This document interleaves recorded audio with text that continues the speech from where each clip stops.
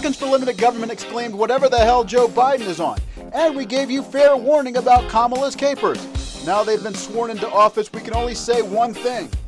We told you so. Today we look at President Joe Biden's delayed response to the Texas freeze, which killed dozens of Americans after the power grid broke down, water pipes burst, people froze in their homes, had no food in their grocery stores, sat through gas lines, and watched their crops get destroyed.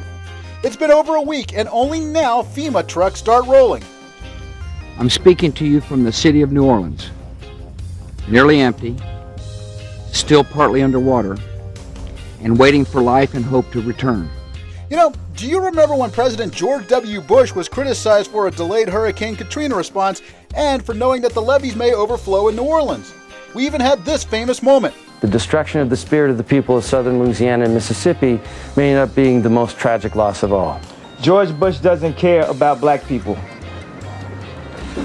Please call.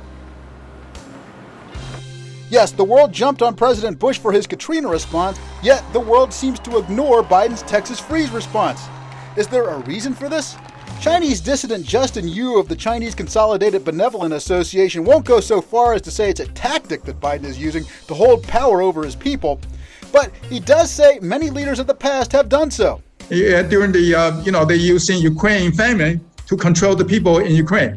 And when the communist China took over China in 1953, this man-created disaster, which means create famine, to starving people in order to suppress people's, unhappiness about the regime. So 1933 they use it, 1953 they use it, 1957 they use it again because people starting resist their control. And during the Cultural Revolution, they did again using the same kind of technique, starving people, create disasters, and in order to control.